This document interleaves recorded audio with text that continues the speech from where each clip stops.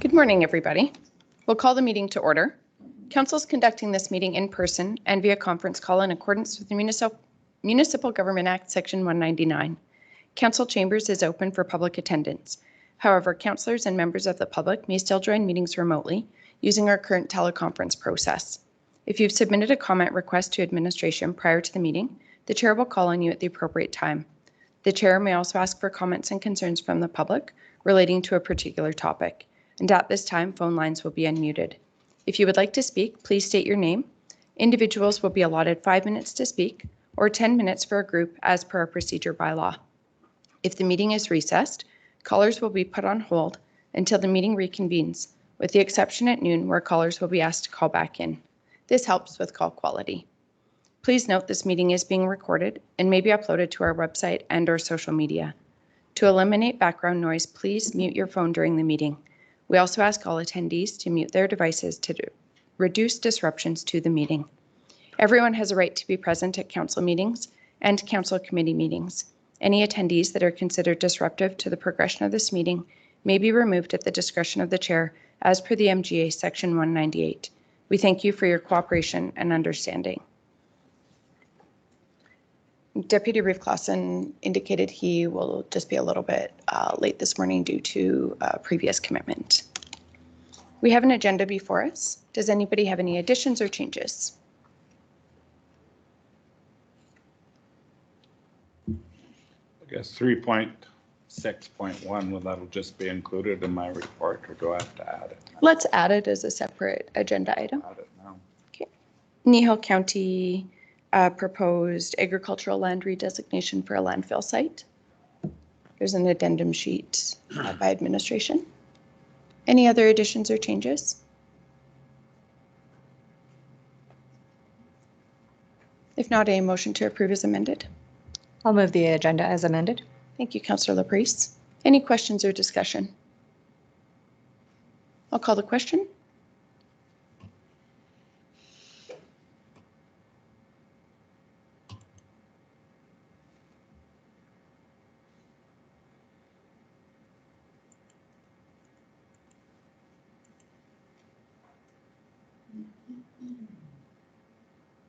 Motion is carried. We have the minutes from the regular council meeting of April 2nd. Did anybody notice any errors or omissions? If not, a motion to approve is presented. I'll make that motion. Thank you, Councillor Eckert. Any questions or discussion? I'll call the question.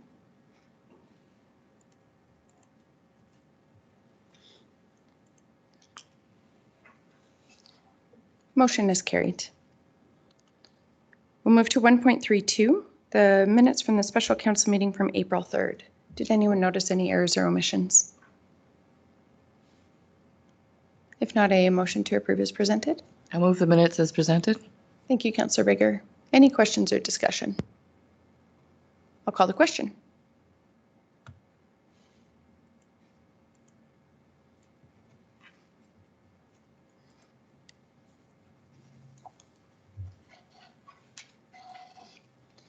Motion is carried.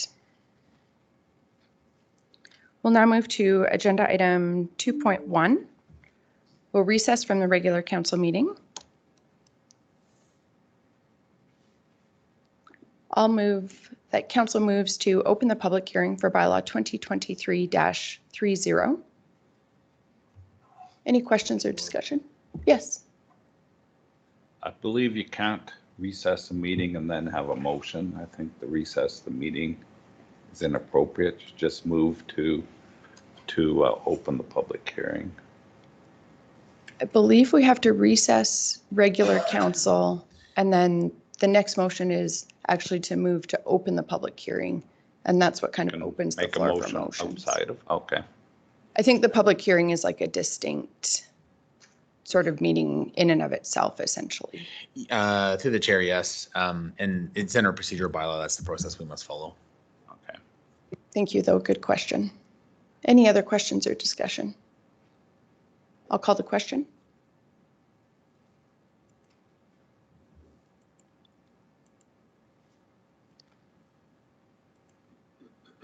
Motion is carried. I'll call the public hearing to order. Good morning, everyone. As per Section 193 of the Procedure Bylaw 2023-03, the public hearing will be conducted in the following order. We'll hear from a staff report by our administration. We'll hear a presentation by the applicant, presentations by the public in support of the proposal, presentations by the public in opposition to the proposal.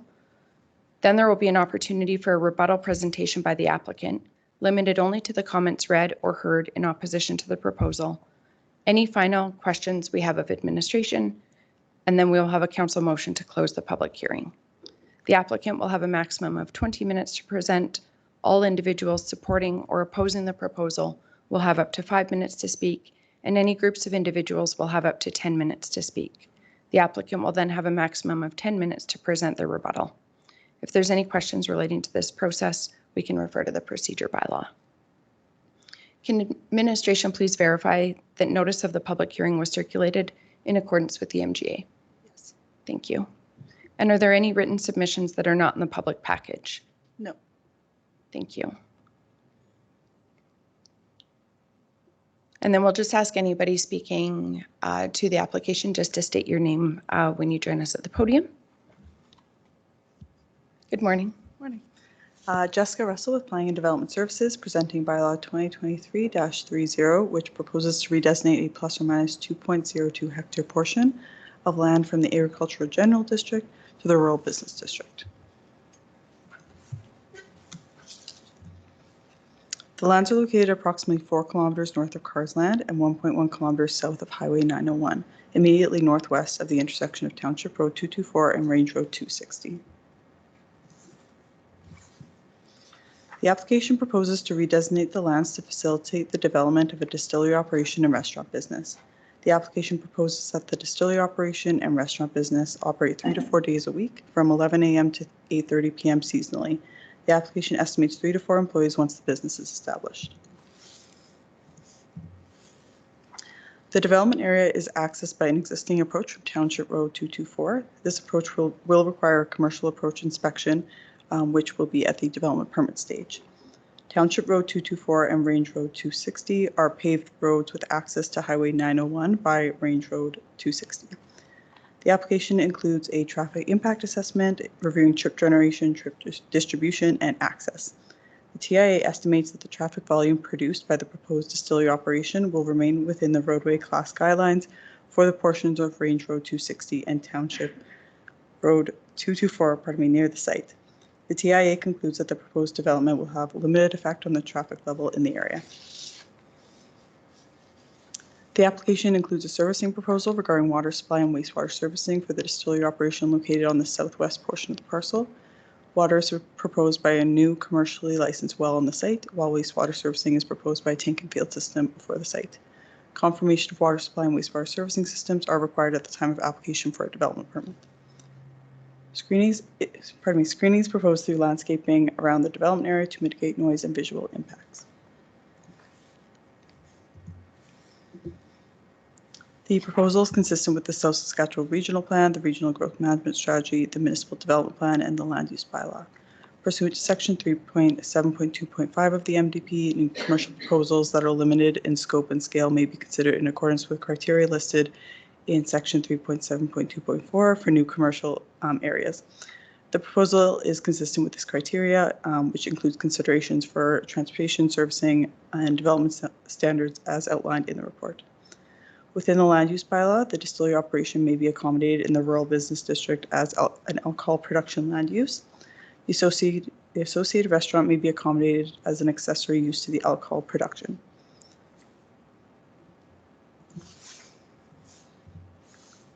Notice of the public hearing was sent in accordance with the MGA. Administration received 2 submissions, one in opposition and one in support, included in the agenda package. Administration recommends approval as per the motions provided. This concludes the presentation of bylaw 2023-30, and I am available for any questions. Thank you. Any questions for administration?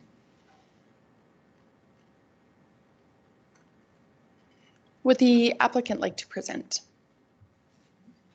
If you can just come to the podium and state your name, sir. Yeah, thank you. And if you can just push that button Should be a long bar just under the microphone. You got it. Thank you. Good morning. Good morning, ladies and gentlemen of the council and others. There. Leave it. Oh, leave it pushed. Okay. I'm Cameron Beard. So Rosemary and I would like to create a destination in the southwest corner of the county. So a place where people can taste and experience the products grown and produced in the area. So somewhere where we can showcase what can be grown and the produce using crops from our farms and our neighbors. So we want to add value to some of our seconds and overproduction and produce into, distill into spirits and also formulate into juices to complete the whole cocktail.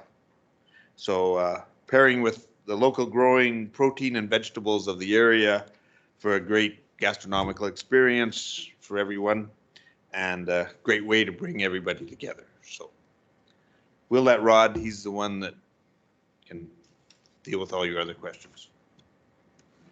Thank you.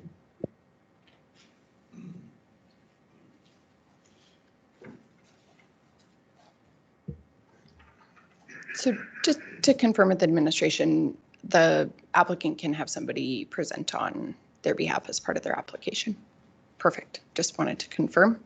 We've just changed some of our processes not too long ago, and so I'm just confirming we're doing things properly. Sir, we'll just have you state your name once we have the computer set up, and just turn that microphone on as well. Good morning, Madam Reeve, members of council. My name is Rod Potry. I'm with Planning Protocol, and I've been helping Cam and Rosemary on this application from its inception. And I have a PowerPoint presentation. I can kind of augment maybe some of the things that your planning officer has already indicated. So I have a short PowerPoint presentation here.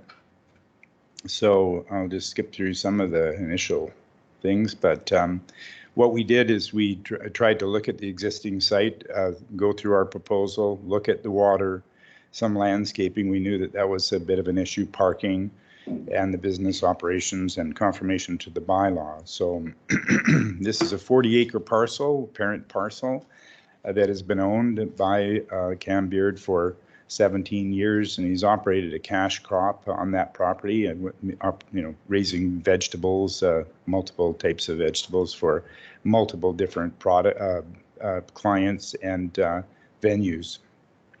He has a residence there, and as well he has a maintenance shed and other buildings, and the existing well for the existing residence is about 10 gallons a minute, and of course he has a tank and field that services that. Currently before us today is just an application to rezone a 5-acre portion of that 40 acres that's currently vacant and hasn't been used for anything else other than just pasture. It's naturally and physically separated from the rest of the operations by a WID canal right-of-way, and I'll show that in the site plan a little later. It's relatively flat piece of land. It's only got about a meter of relief. And the west portion of the property is the lowest. What we're rezoning today is from ag districts to our business, 5-acre portion in the southwest corner of the 40 acres, and it's for a small little restaurant and a distillery operation. The restaurant will have a capacity of about 30 to 50 people maximum. And it'll be based, family-oriented based and owned and operated, and utilize a lot of the product that's generated from the farm operation, existing farm operations.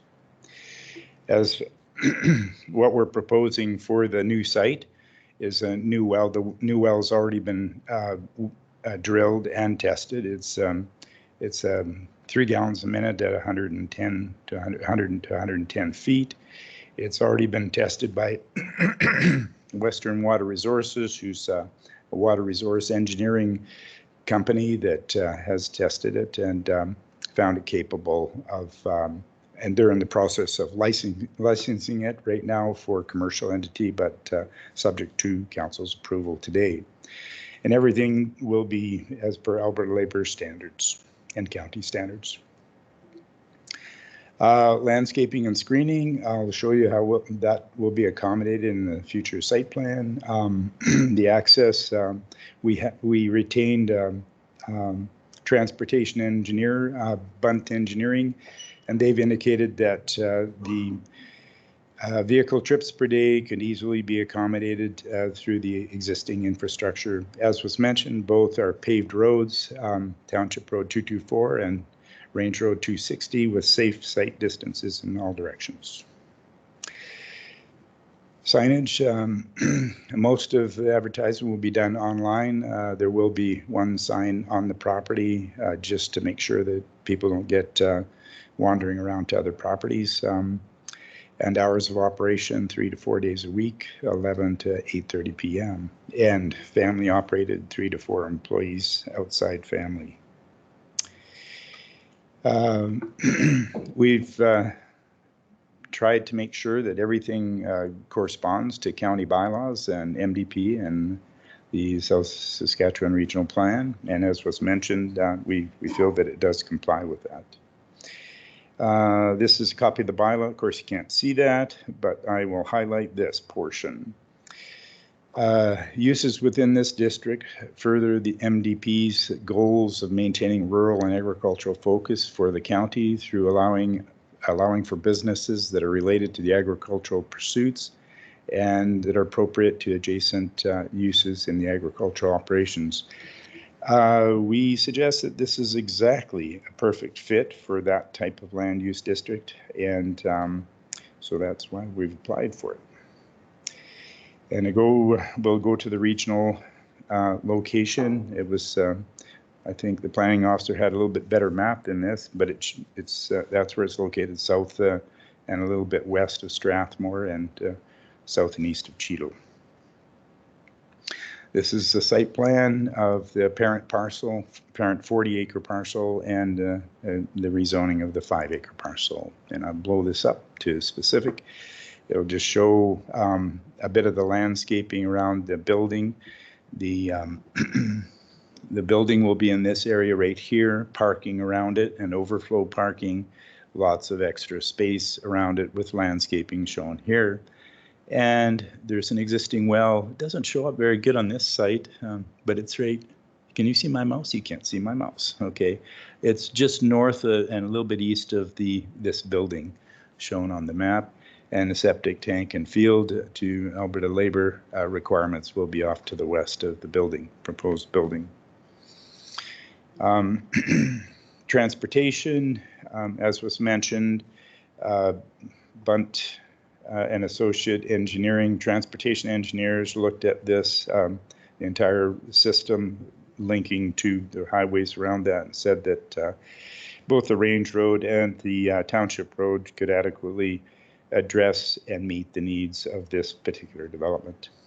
To that end, I'm going to do something else here first. I thought I was going to go into the engineering aspect of it, but the title and encumbrances, there's no encumbrances that would prohibit anything like this on this site. This is a copy of the well that was completed on the site.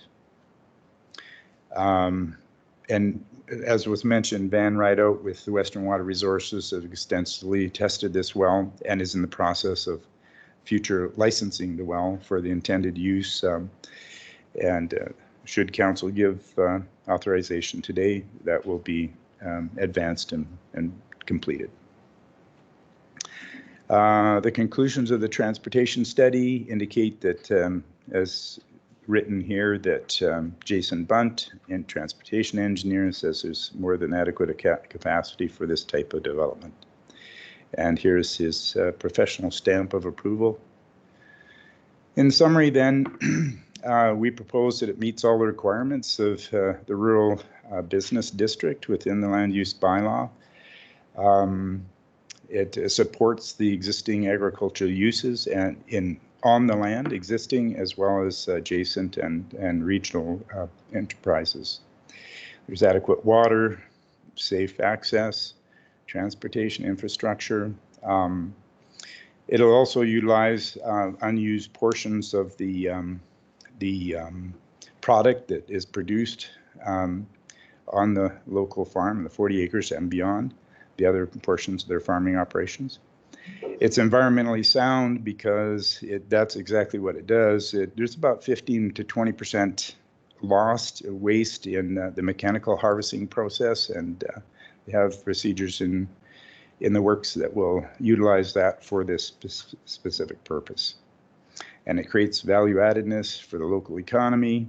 It's a small scale family business operation that supports agricultural industry. That's essentially it for my presentation. If you have any questions, happy to see if I could answer them.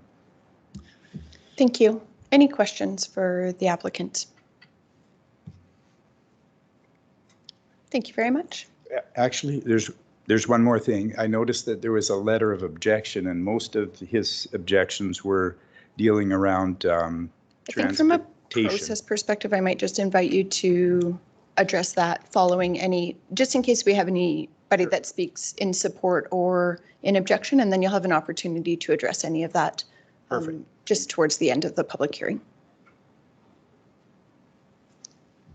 With that, I will call for anybody from the public who would like to speak in support of the application. Again, I'll ask if anybody would like to speak in support of the application. And I'll just confirm if anybody would like to speak in support of the application. Our procedure bylaw indicates we should ask 3 times. So. We'll move on to anybody who would like to speak in opposition to the proposal.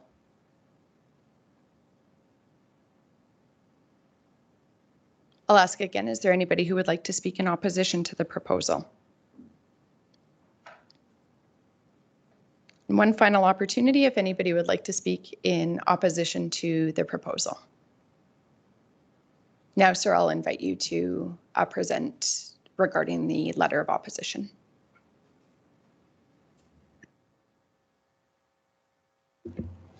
Yes, Madam Chair and members of council, I'm aware that there is a letter of objection and that it has some concerns around transportation and these types of things.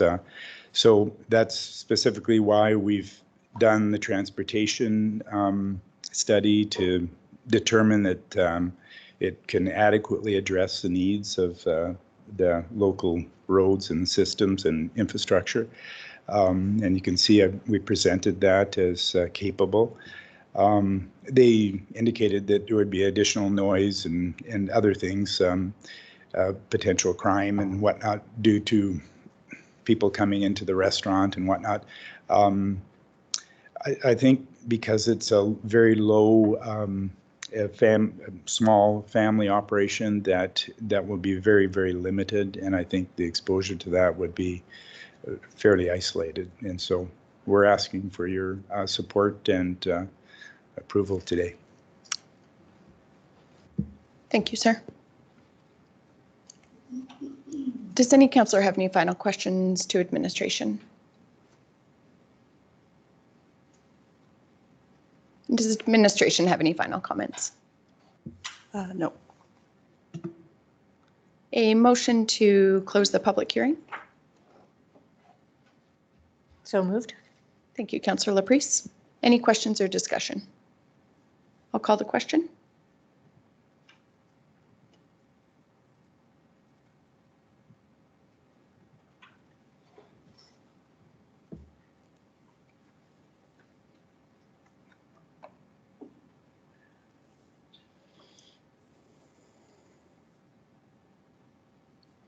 Motion is carried.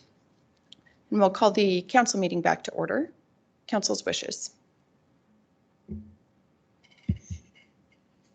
I'll move that council moves first reading of bylaw 2023-30. This being the bylaw for the purpose of amending our land use bylaw number 2016-01 to redesignate a 2.02 hectare portion of the subject's lands from Agriculture General District to Rural Business District as shown on the attached Schedule A forming part of this bylaw. Thank you, Councillor Bigger. Any questions or discussion on the motion? I just want to say that this is a great business. Like this is what we're about. We're about taking small parcels of land and making them way more productive. Anybody from ASB listening, this would be a great place for the ASB tour if we ever decide to put one on in the county. I think lunch there would probably be wonderful. So, yeah, no, I'm all for this project. Thank you, Councillor Eichert. I echo Councillor Eichert's comments. And I just want to say that for the family with written the letter of opposition, I do consider that and think about exactly where they might be positioned and the impacts on them. But I do agree with the presenter that those potential risks would be isolated and low. I think it's a good location for this. But I do just want to let people know that we do consider those letters, and but this is a great opportunity for the county. Thank you, Councillor Laprise. Any other debate? I'll call the question.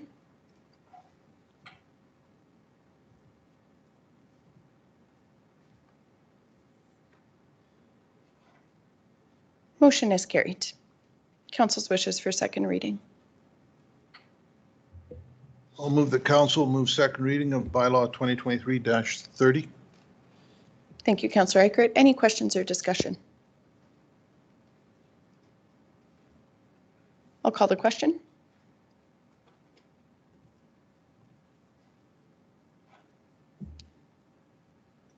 Motion is carried. Permission for third reading? I move that council grant permission to hold third and final reading for bylaw 2023-30.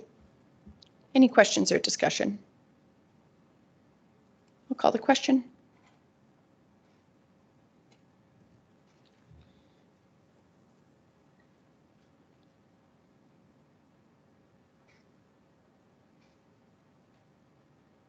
Motion is carried unanimously.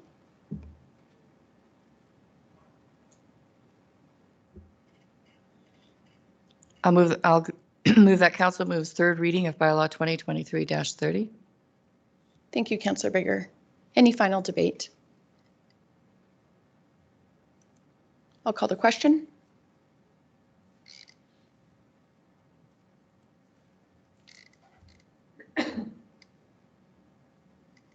Motion is carried. Thank you for bringing your application forward, and we look forward to considering the development permit. We'll now move to agenda item 3.1.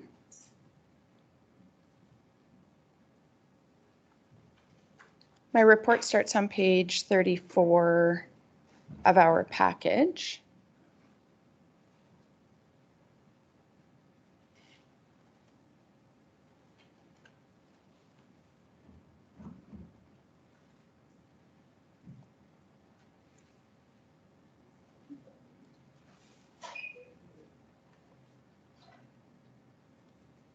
I'll highlight we had a really productive RMA Spring Convention. There were a number of strong resolutions that were brought forward. There was also a good, just prior to the conference starting, a confronting net zero discussion with Tammy Nemeth that was interesting.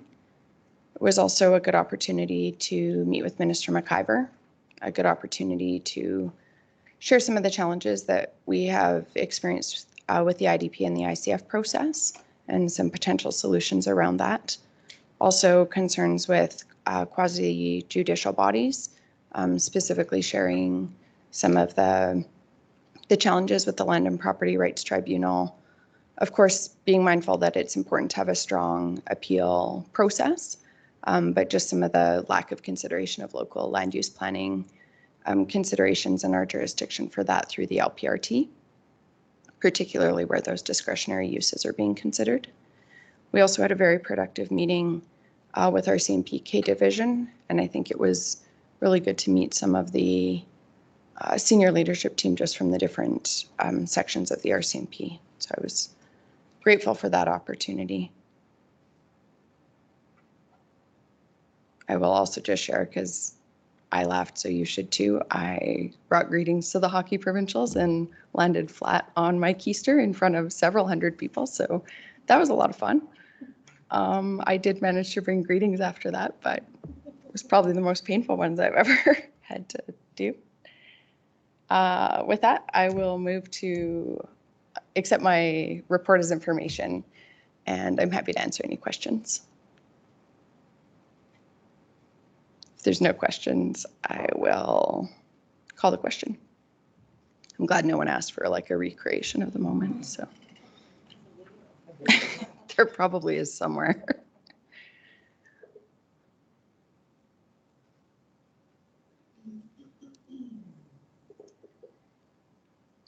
Motion is carried. And perhaps we will defer. Oh, let me just have a quick look. Did anybody have any questions about Deputy Reeve Clausen's report? It is on page 37. Did anybody have any questions? If there's no questions, perhaps somebody could just move to accept as presented. Also move. Thank you, Councillor Bigger. Any questions or discussion? I'll call the question.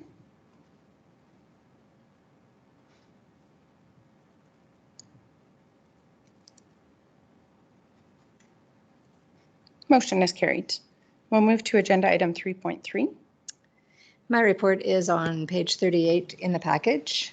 A couple of things I'll highlight. The Wheatland and Area Surface Rights Society held an excellent, well-attended AGM on March 5th. And I just want to say again, it's a credit to their organization that they had Premier Smith and along with Mr. McIver and Speaker Cooper at that event. It just goes to show what an amazing job they're doing in reaching those provincial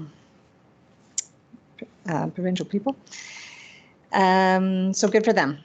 Alice Canada held a virtual national conference over 3 days with 2-hour webinars each day. And so I was able to attend 2 of them, and they were very good, very informative about different projects that are implemented across Canada. So of course there'd be regional differences in the kinds of things that the group is supporting. So it was really good.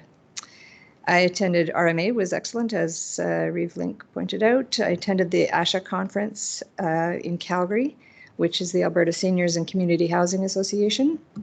So it's always a great way to learn about the industry and network with other housing management body members. For Wheatland Housing Management Body, I'll just say that we approved the 2023 financial audit, and it's posted on the website now. And 3 staff from the like housing advisors will be attending our meeting on Thursday night this week.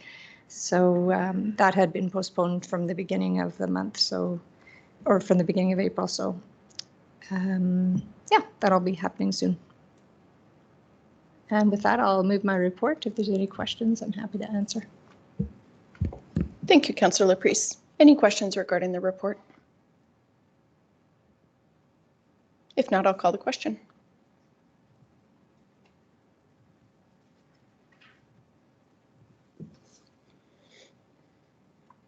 Motion is carried. We'll move to agenda item 3.4.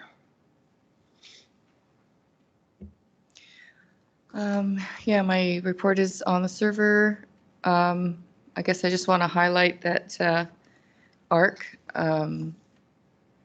it will be hosting a mental health barbecue May 11th at Kingsman Park.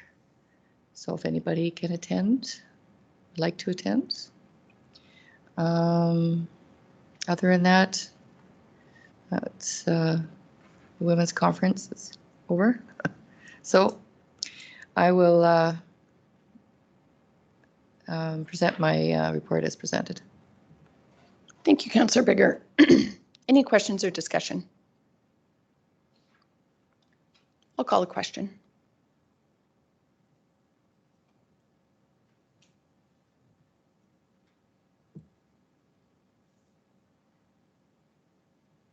Motion is carried. We'll move to agenda item 3.5. My report is on the server. I think everything's been sort of covered. It was a month and a half ago now, so I forget most of this stuff. So if there are any questions, I'll gladly answer them. If not, I'll submit my report. A motion to accept? Motion to accept. That's what I meant to say. It's been a month and a half. Exactly. Any questions or discussion? I'll call the question.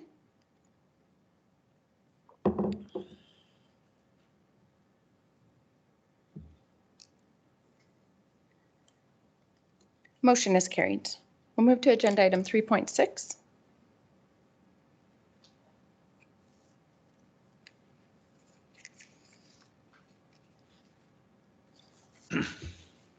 My report's on the server.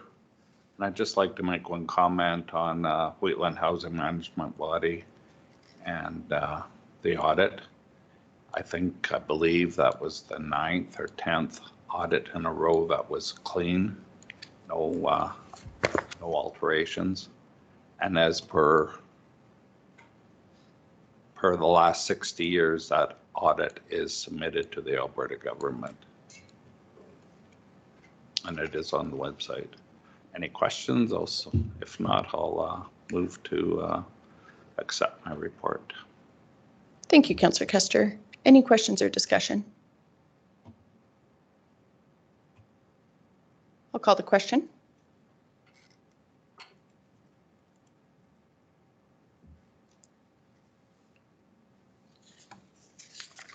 Motion is carried. We'll move to agenda item 3.61, Kneehill County Proposed Agriculture Land Redesignation for Landfill Site. Councillor Custer? Yeah, let's give me a sec here. Where did that? There's an addition.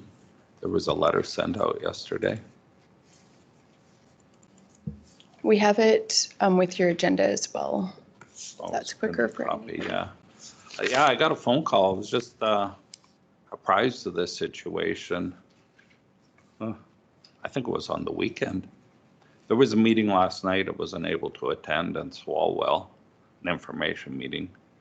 And yeah, it's a huge, from what I can see, I think Sherry looked at it too, 6 quarter sections. It is for Calgary Waste.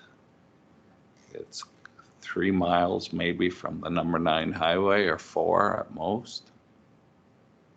Probably pretty close to the end of the Nightingale Road, if we were to follow that down to the Nightingale Road or to the number 9, right across there. We have landowners on our side aren't looking forward to the inconvenience. I believe a truck every 6 minutes, 24/7. There's already trucks going down the number 9 going to Coronation, I believe it is. They have a dump there. And just for your information, I think Calgary has passed the, I don't know if it's a bylaw or if it's a policy, but 80% of their waste is to leave the city. And it looks like we are the targets out here. We've had issues with varying other types of waste coming into the county. And this one's going to be right on the edge. So I don't know what we can do. Yeah, ask Sherry if that's just a little bit of what I know. Through the read to council, we have requested information from Kneehill and have received, we did download as well the first reading package, and they will distribute the public hearing package to us on Friday. We requested the TIA to find out what traffic impacts and any other technical studies, and they weren't willing to share till the updates which they would release to us on Friday. So that gives us time to review, to look at any kind of detrimental impacts that it could have on Wheatland County.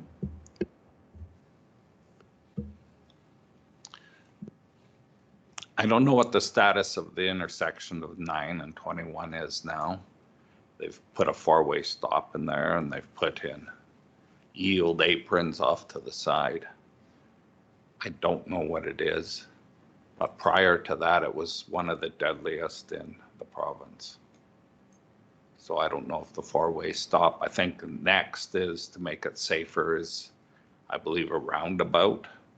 They have some of them on the 21 now. I think there's one up at, yeah, my Camrose, I think. And there's one closer to the city of Calgary where it's quite big. I think they have like a huge rock in the middle of it, so you don't dare go through that. You don't make it through that one. So I would think that would be a concern too, is the traffic on that road. And the number 9 being what it is in the summertime. It's one of the main tourist roads in the province. It is busy. Thanks for that. So in terms of process, sorry, did you say the date of the public hearing? The public hearing is set for April 23rd at 10 a.m.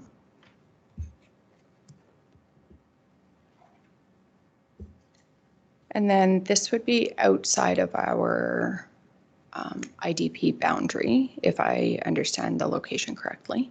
Through council, that's correct. So then in terms of if we were to consider engaging at the public hearing, it would be from the perspective of mainly impact to our transportation network. Yes, and it's harder to prove detriment on odors and something, so it has to be something tangible, but it would be the transportation network would be the most likely thing to look at, and we haven't reviewed it yet.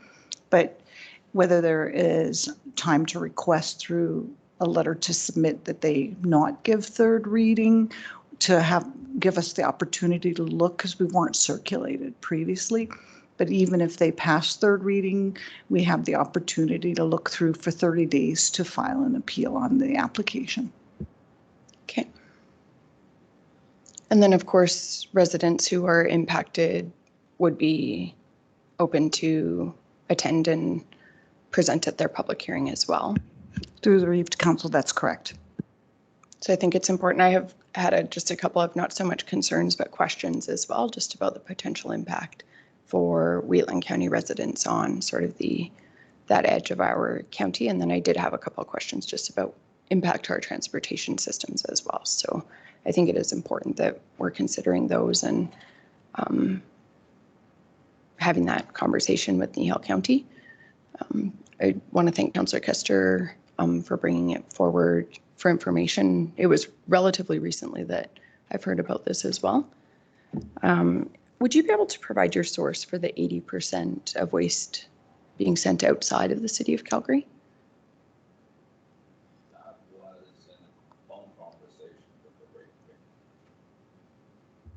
Was that look to turn on my mic? Sorry about that. It was in my conversation with the ratepayer. So take it as that same ratepayer that sent the letter. Just think we want to be cautious. I can't find anything about that. Just with a really brief survey of Calgary policies, they do have a waste reduction goal where they are targeting to divert 70% of their waste. It may be more than that.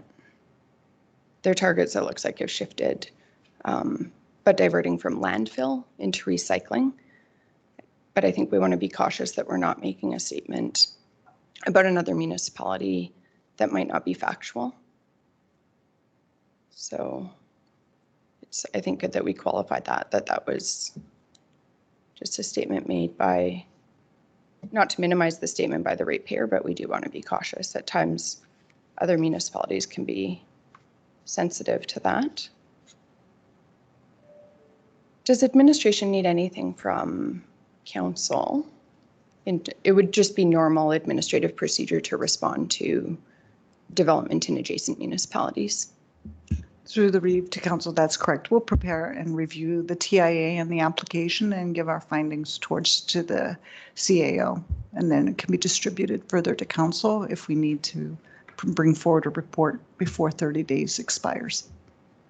I think it would be great just for council to be aware of what is like the discussion or the submission to Nihil so that we can reply to ratepayers that we get concerns or questions from as well. Is that satisfactory, Councillor Kester? I don't know what else we can do. I'm just think of past experiences we've had with stuff coming into our county and the fight to get it cleaned up. I'd hate to have another one just on our boundary for sure. Yeah, I will just distinguish to a landfill from composting. We do know that there are impacts from landfills, but there's also different procedures with cover and things like that that can mitigate, but there certainly can still be issues for sure. Absolutely. Any other questions or discussion? The ratepayers will listen to me about the differences. Yeah, well, there's no question landfills can have impacts for sure. Yeah, the issue we had was certainly, if you're referencing the composting facility, I think there was, okay. Okay. Fair. Yeah, no, I think it's good that we are aware, and I appreciate administration responding, especially to protect our infrastructure. Any other questions or discussion? Perhaps just a motion to accept as information. Thank you, Councillor Kester. I'll call the question.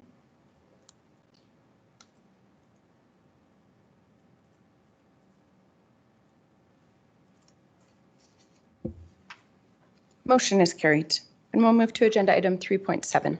If I may, I'd like to thank staff for their quick response. It was over the weekend too, so thanks for that. Yeah, absolutely. I think you got it maybe Sunday morning or something. Thank you. Thank you, Councillor Kester. Now we'll move to agenda item 3.7. My report's on the server.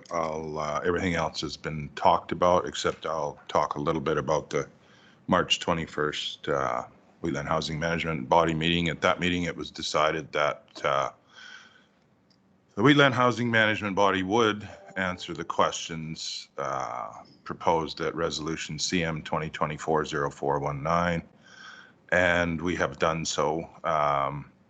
We had a special board meeting to do that, so we answered the questions about HHP, the assumptions for finance modeling, the consideration of data points, and modeling, and capacity, and project analysis of the project relative to needs of across Alberta, which I can go over if you want, but if there's no questions, we'll circulate this to all of council, and then I'll move my report be adopted. Fantastic. Thank you, Councillor Lawerson. Any questions for Councillor Lawerson? If not, I'll call the question.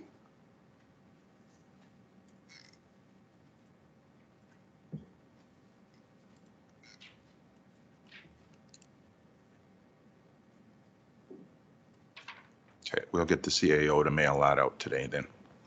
Fantastic. Thank you. Motion is carried. We'll move to agenda item 4.1. Good morning, Councilor Brian from Administration. On page 44 of your agenda package is the CAO monthly report that was deferred from the last council meeting. The council resolution tracker starts on page 47. Some interest or some highlights to note is that administration is working with the Western Irrigation District on solutions for the raw water servicing for the Goldfinch ASP. We're kind of just in our final stages of that, and we should have something brought back to council at a future date soon. And if there are any other questions about my report, please let me know. Thank you. Any questions for CAO Henderson? Just want to recognize the rebate that Wheatland County will be receiving from the Workers' Compensation Board for actively participating in the Partnerships and Injury Reduction Program via completion of a core audit. I think it's important to recognize that commitment to safety and that that's being recognized with the rebate. Any other questions or discussion? Some exciting updates in the economic development update as well. I'm excited to see that work being done also. Perhaps a motion to accept as information. So move that the report be accepted as information. Thank you, Councillor Eichert. Any questions or discussion? I'll call the question.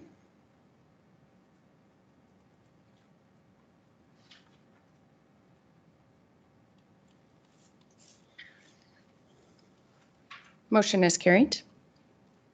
And a motion for the resolution tracker. I'll move that council accepts the April 16, 2024 council resolution tracker as information. Thank you, Councillor Laprise. Any questions or discussion? I'll call the question.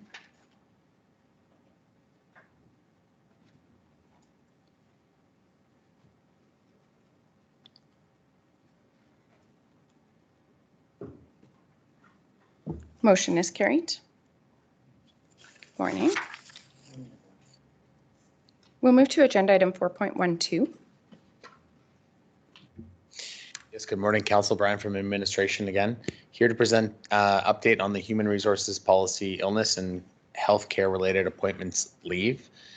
So the policy itself and the revisions in it start on page 59. As always, anything that has been updated is in green. Anything stricken from the policy is in red and stricken through. So the main update in this policy is actually moving the sick days for permanent part-time employees down from 20 down to 12. And that was done with a municipal comparison. Right now, the municipal or full-time salaried employees and full-time employees are allotted 20 sick days a year. And that's just kind of a formula that we have, and we don't have short-term disability here, so that's why we have that many sick days. If there are any questions about the changes to the policy, again, the policy starts on page 59 and goes through to page 61. Thank you. Any questions? Council's wishes. I'll move that council approves the changes to human resource policy 6.5.11, illness and healthcare related appointments leave as presented. Open the floor to debate.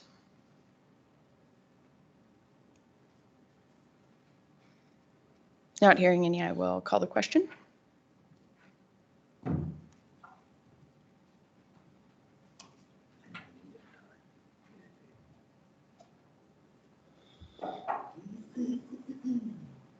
Motion is carried, and just a thank you to administration for bringing the changes forward. I think it's good to integrate those best practices into the policy, so thank you. We will move to agenda item 4.21. Good morning. Good morning, Council. Corey from administration here to present the report on the corporate and financial services report to Council for March. So it's a little bit late, and it's on page 62 of your agenda package. This one was deferred to this council meeting. A couple of highlights. Of course, a little bit past, but we've passed a 3% tax increase. Our assessors are going to be assessing downrange 22 Redland and Rosebud area, as well as Lakes of Muirfield. They've also sent residential requests for information packets to some of those residents, and that's just to be a little bit proactive with those residents in regards to their assessment. And just down on page, between 63 and 64, we've enhanced a little bit of our reporting here for IT support. We've centralized our ticketing system there, and a lot of staff are using it. We decided, since we have technology underneath us, we should add a little bit of technology to our report. So now we got some charts. So our intent with these reports is to refine them and make them a little bit more informative. And just moving down, page 64, council passed the digital transformation project. We've had our kickoff meeting for that. Staff are very excited about moving forward with that. And just down here is our GIS update. So this is just a little bit of a view into some of the requests that our GIS team gets. They're working very hard. And so looking forward to improving on this and just helping to inform councils some of the stuff that's going on in administration. And that concludes my report. I'm here for any questions you might have. Thank you. Any questions? I'll make the motion that council accepts the corporate and financial services report to council for March 2024 as information. Thank you, Deputy Reeve Clausen. Any discussion? We'll call the question.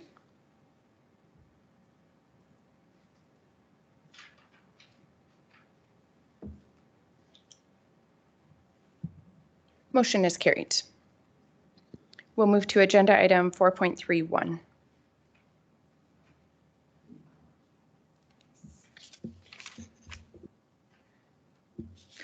Good morning, Council. Sherry Bars with administration with an update for the Community and Development Services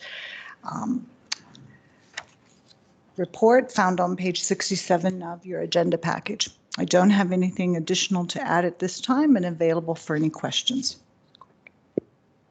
Thank you. Any questions regarding the report?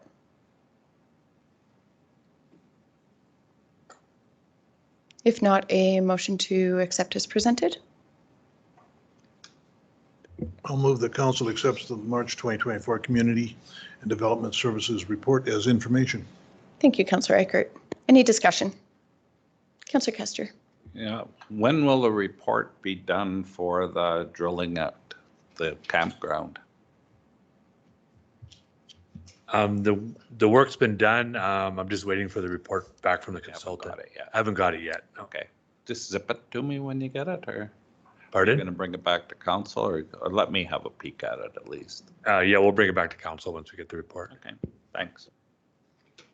Any other questions or discussion? I'll call the question.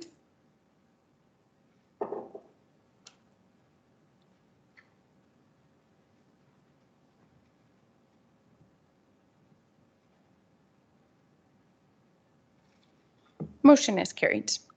We'll move to 4.32, Wheatland Trails to the Bow Committee Multi-Use Pathway. Good morning, Council. Dave from Administration. On page 75 of your agenda package is my report. Basically, to summarize, the Wheatland Trails to the Bow Committee has been working with stakeholders in the public regarding a proposed pathway project. They've been going through various discussions, looking at different alignments and costing and property access and those type of things. Administration met with a committee member on April 4th, and they're facing some difficulties around preparing their grant application, looking for some additional information around engineering and some cost estimates for the proposal. So administration is asking council to approve a maximum of $5,000 to be released to the Wheatland Trails to the Bow Committee for to get those cost estimates to move forward with the grant applications, basically. And I'm available for any questions. Excellent, thank you. Any questions regarding the report? Council's wishes.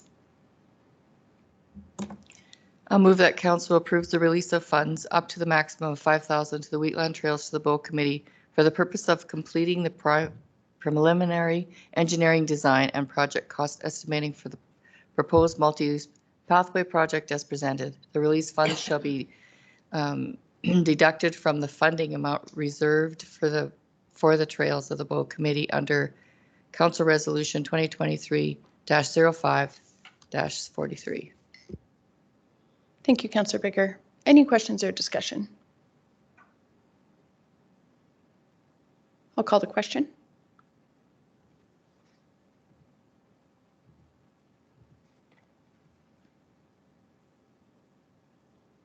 Motion is carried.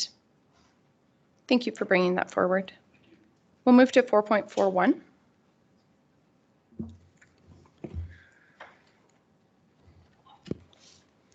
Good morning, Council. Brad Bullock here to present the Transportation and Agriculture Department report for March. So just up on screen there, highlighting some of the capital projects. The bridge replacement project happening on Township 264 near Range Road 235 is started. We are anticipating completing that by the end of April, as well as the Township 230 reconstruction project between Highway 56 and Range Road 194. So all the approvals and tendering has been completed for that. Construction is expected to start in early July and then complete in end of August this year. Some of the operational activities, the team is still working with our engineering consultant to update the engineering standards document for the county, so that's ongoing. We are getting to the final stages of that, so that'll be good to have that updated. On a facilities standpoint, just a small point, we did do a review of the salt shed down at the Public Works Yard, and we'll bring a report back to council once we have more information on that, but that's one of those buildings that might need to get replaced in the near future. And following that is some information on the agriculture and environment statistics for council's review. And then after that is the long list of all of the projects and the operational activities that the team is working on, as well as the new information regarding the capital project budgets and actual spends on page 89. And I'm here for any questions. Thank you. Any questions regarding the report? Councillor Kester. Yeah, that culvert on 264, it's getting a couple comments on it. I'm just curious, like it appears to be really deep, the trench. Is that how deep it was originally when they put it in many years ago, or is it just that soft down there and you have to stabilize it before you put the new one in?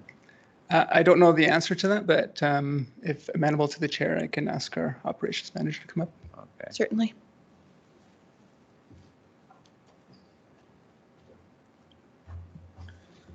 Hello, Council. Cody Zimmerman with Administration.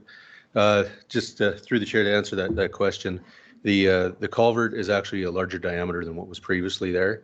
Current standard practice is sinking about a third below stream bed. That's just so it doesn't wash out and fish passage and all that kind of stuff.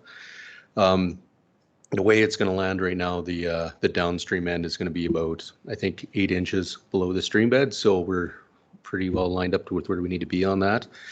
The old culvert had a really extreme grade on it, which is why it failed the way it did, and had extensive washing of all the road gravel and everything to just fail through that culvert and wash, causing all the sinking on the road surface. So it is going to look really deep on the upstream end, but it's still going to have about a 2% grade, which we usually try to shoot for as close to level as possible. So it will look slightly strange when it's done, but it is as designed. We're just trying to do it better this time. Yes. Yeah. Okay. So will there be little aprons, put the fences on? Yes, through the chair, there will be fence berms installed on that, and we will be installing internal baffling on this one to help slow the water down because of the grades involved, so it doesn't wash as bad on the end. Try and eliminate the problems of the past. So you're going to be installing. I'm thinking if it's a bigger culvert, be any consideration for livestock to traverse through it, or is it not that big? It's about, well, it's a 2,000, so about 6 feet roughly internal diameter, but the riprap we use is quite large, and typically the cattle don't like to walk on it and stuff. So that hasn't been an issue on even the larger ones that we've installed. They tend to stay off of that rock. So Yeah, the one on 263 was actually poured cement on the bottom of it so the cattle would walk through it, but then when you put the riprap around it, they stay away. So yeah, just curious. Thanks. Thank you. Thank you. Any other questions regarding the report?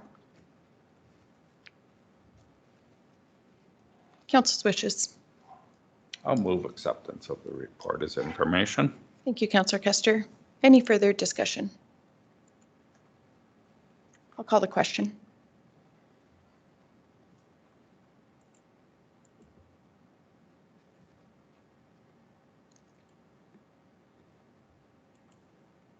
Motion is carried. We'll move to 4.42.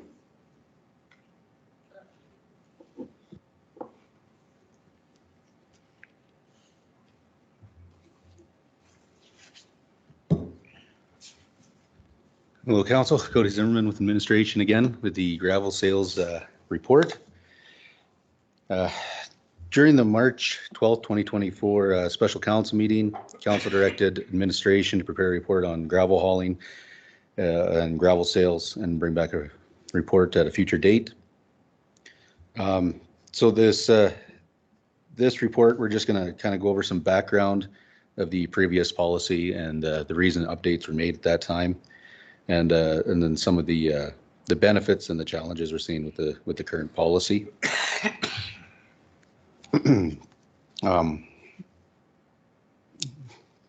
County policy 9.3.1 gravel operations currently outlines guidelines for managing of the county's gravel operations, including gravel sales. Section 6 of the policy, along with Section 1 of the procedures portion, specifically pertains to gravel sales. We have provided Section 6 within the report and highlighted some of the more notable information for reference, along with the kind of highlighted the definition of the term ratepayer and how it pertains within the report. Just a little further clarity.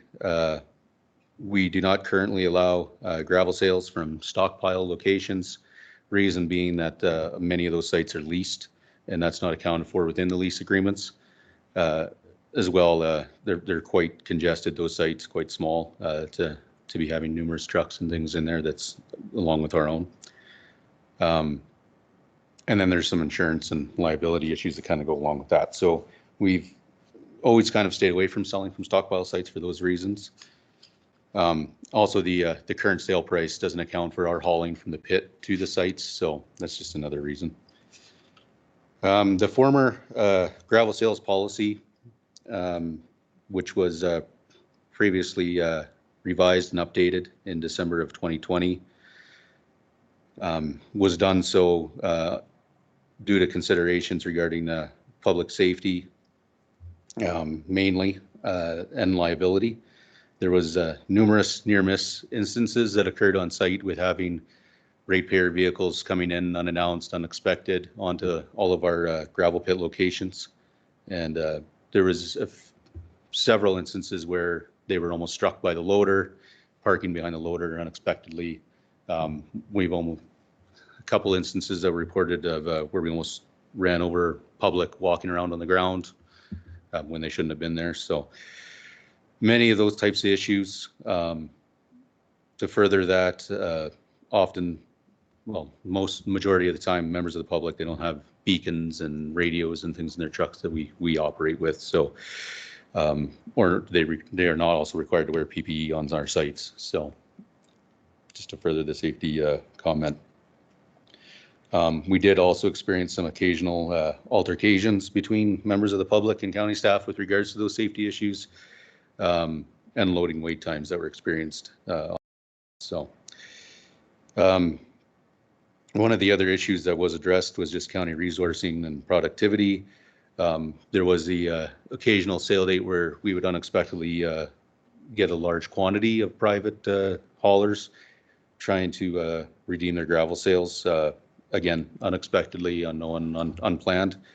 So there was, we'd experienced instances of the private haulers stacking up on site, stacking up on the surrounding roadways. We'd then have to park our trucks to clear those packages and get them on their way so that we could continue hauling safely. That was less often that occurred, but it did occur occasionally. And that would affect project scheduling on major projects and things that we were trying to get something done on a time crunch. So, those are basically the main reasons that was brought forward for that policy change to the current policy. Again, which was done on December 15th, 2020. The new policy has permitted 3 sale days per year, reduced the total tonnage cap. I believe it's from 400 to 200 ton. Currently, within that policy, what we do now is we've set those 3 sale days a year as 2-day sales. We will extend them if required due to rain or anything like that. There has been some significant benefits or improvements, I should say, with the new policy with regards to safety. Has allowed us to only have the 1 operator and the 1 loader on site. He's specifically there to deal with those people. So he's ready for them, watching for them. We've set up signage when he's on site for them to line up and with some rules and things on them. So site safety has dramatically increased that way. So that's been really good. Obviously, the effect to our hauling operations has been dramatically reduced. We don't have those conflicts anymore as far as our trucks and private haulers on site at the same time. And complaints with the new process have been fairly minimal, I would say, since the initial implementation. Once everybody kind of got used to it, it kind of died down, maybe hear 1 complaint a year kind of thing. So overall been fairly positive from what we've seen. Some challenges that we've kind of seen with the new policy, and maybe some things that weren't addressed or thought of at the time that the old revisions were made. We have witnessed some instances, and whether it's intentional or not, obviously can't say, but where people have been purchasing and gravel sale tickets year over year annually and then not redeeming them and holding those tickets for an extensive amount of time, so multiple years, which can lead to that gravel being redeemed at a later date for less than market value or what our cost recovery would be. And then there's also been some unconfirmed instances of ratepayers, hauling their max cap year over year and piling that gravel on site for some unknown future project. I assume that they have, but it's basically just getting stockpiled and not used. So very rare, but it has been seen over the years. Some of the, we are still experiencing some limitations with our equipment scheduling, as we need a skilled loader on site to be able to load the private trucks. It can be challenging at times depending on the capital projects and things that we have on the go. So sometimes we will have to shut down other projects to be able to staff the sale days with a proper loader. It has gotten better. We did purchase a new skilled loader last year, so we are running 3 of them now. So it's been less of an impact that way, but it still does happen. Another issue is that we are manning that site with our gravel crew loader operator, meaning that we do have to shut down one of our gravel trucks to then staff the loader for hauling operations. The issue with that mainly being that we only operate 4 gravel trucks now. Previously, prior to 2020, we ran 8. So 1 truck down of 4 is a lot greater impact to their abilities than 1 of 8. So still experiencing some of those impacts that way. Regardless of the number of tickets sold, even if we sell no tickets at all, we still must staff the sites for the sale days because of those older tickets that are out to be redeemed. So even if nobody shows up, there has to be a guy sitting there for 8 hours a day. So that's not very effective from all standpoints. On sale days with low turnouts, we are not recouping or not hitting our recovery cost for our operator and equipment time. That's kind of been outlined a little bit later in the report. And then one of the other notes is that sale dates within the policy are outlined to occur in spring, summer, and fall. And we have moved those days to June, July, and August. After the first year, we received quite a bit of feedback from the ag community around seeding and harvest time. So we try to hit that in the summer when they're not as busy, and that seems to have helped for sure. Just on the next page there, there's been some tables provided kind of about what we've been seeing for sale volumes year over year, the last couple of years, I guess. So total ratepayers, right, 33 to 37 ratepayers a year over the last 2 years. We're at about 43 to 4,700 tones sold. I believe 2019, when we put notice out about the program change, was one of our biggest sales year. I think we almost sold 10,000 ton that year. So it was a significant quantity of gravel that went out that year. And then just some costs associated with the program. So this includes the truck cost to haul the loader out to site and come back and pick it up and come back again, as long as our loader and operator cost, and then time for that operator to travel to and from the site. So it works out to be about $5,200 a sale to hold each sale for those 2-day periods. All in for the 3 sales, $15,700. And that's assuming that the loader's running the entire 8 hours versus being parked and shut off. So, I mean, that's high estimate. Our gravel price is broken down in the next table below there. So $10 a ton is kind of what we estimate to be our recovery cost as far as operation of the gravel pits and gravel crushing.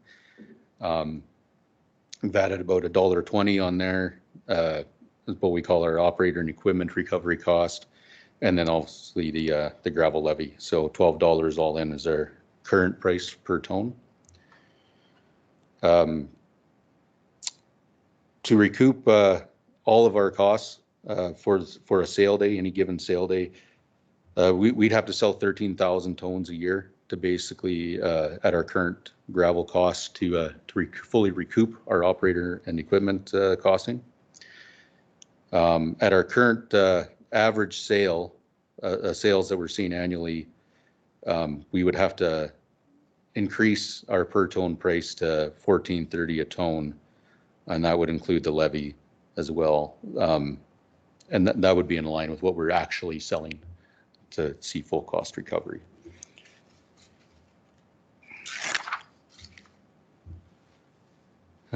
So if council so wished, I mean, we could look at increasing sale costs for next year. That would be a possibility that we could bring back a recommended price for the next fee schedule update next season.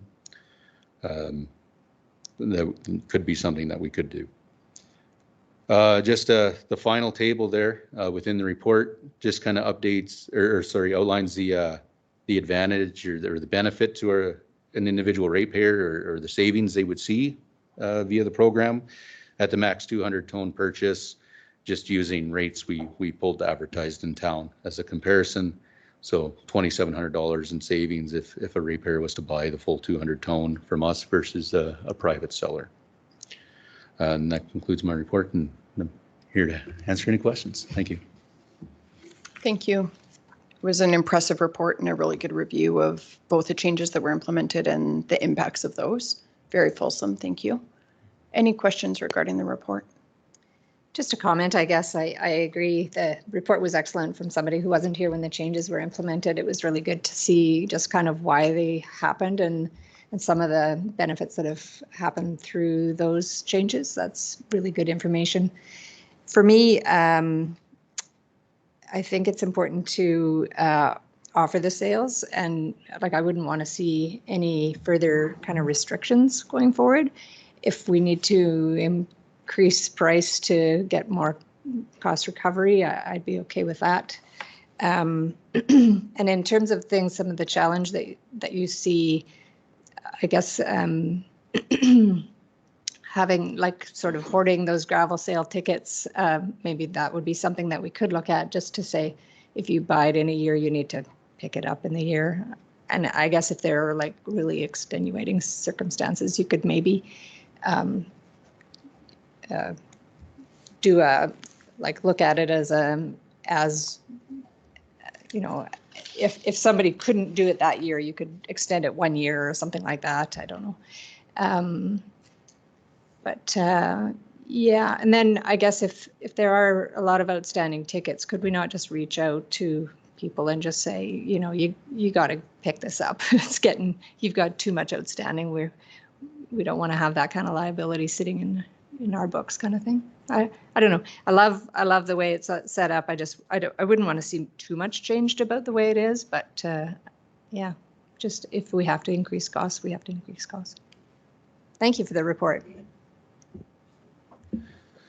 Through the chair, just a couple notes, I guess. So we have offered refunds to ratepayers if they couldn't pick up the gravel and you know they wanted their money back, go buy it elsewhere. So we have done that in the past. One of the recommendations we might make if we were to review this policy and bring it back, maybe an expiry date or something of that nature on those tickets, so that if you don't take it by a certain day or maybe over 2 years, you know, we will refund your money and they're done. It can be a little challenging just as far as tracking and things like that year over year, but I mean, we could figure that out on an annual basis or something of that nature. So there are things we could do to definitely improve that and address those issues. I know one of the initial questions was with regard to the length of the sale days. I believe, Councilor Larson, you brought that forward. So we're just kind of looking for some feedback on that as well, I guess, if anybody has anything in regards to that.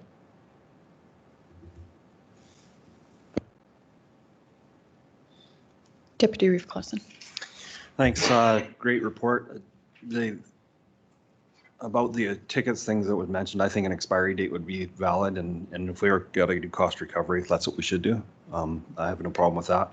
The one thing on Section 6 gravel sales A, the last sentence there, no sales for commercial or business use will be allowed. Aren't farms businesses? Like that's, so I know lots of farms or corporations or whatever, so they're using it for bin pads and stuff. So how do you differentiate that? Like it's an honest, like, and then I would assume that's the majority of what our customer base is. So. No, through the chair, yeah, it's I mean, we could look at putting better definition in there around that if required.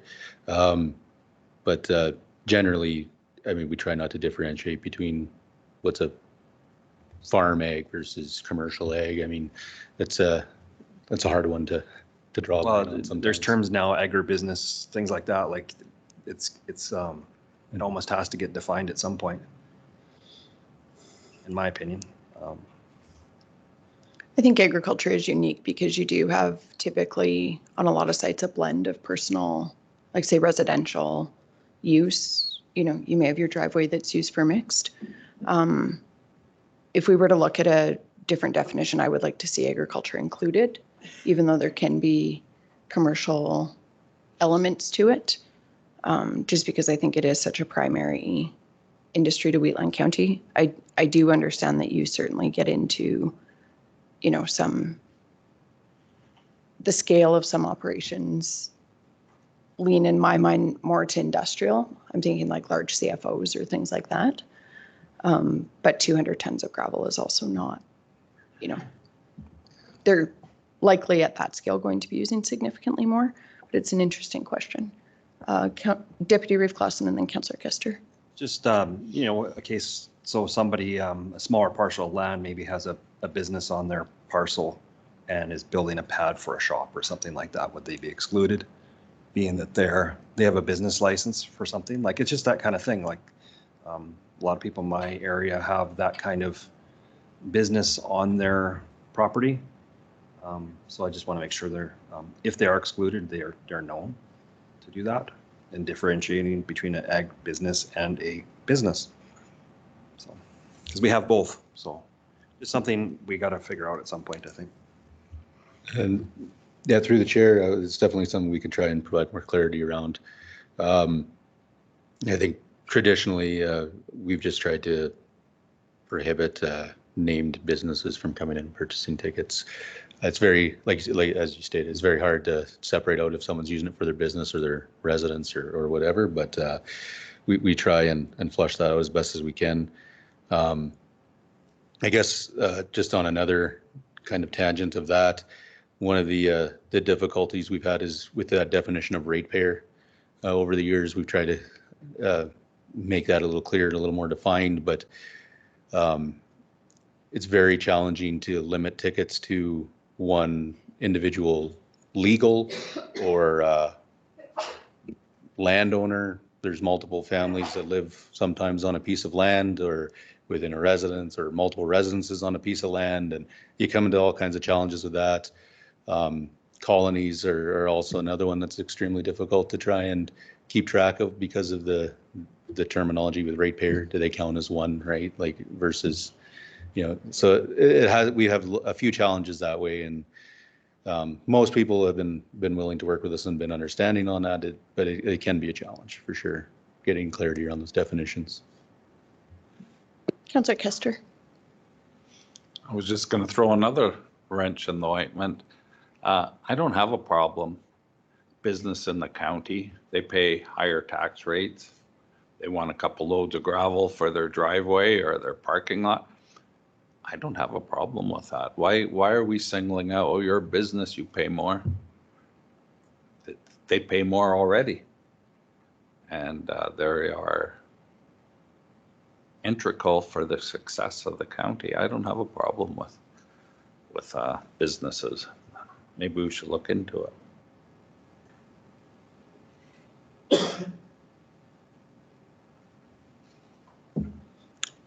We'll go to Councillor Lawerson just because he hasn't had an opportunity, and then Deputy Ruth Clausen.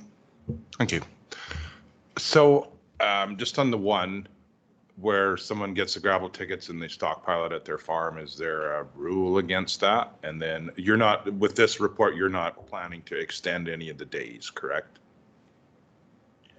Through the chair, stockpiling, there's absolutely no rules against it. Okay. With the way the policy is set up, you're entitled to buy your max ton per year. I mean, if you're planning on building a bin pad a few years down the road and they need that much gravel, then by all means. We've just seen some instances where that gravel might sit there for multiple years unused. And the hope is that they're not planning to sell it to other people or their neighbors or anything like that. I mean, okay, it's just one of those things that's very hard to, you know, obviously we trust that people are abiding by the policy. Right. And the days? With this report is currently for information, we would be looking for some sort of motion from council to bring something back to that effect if that was the intent, or a policy review might be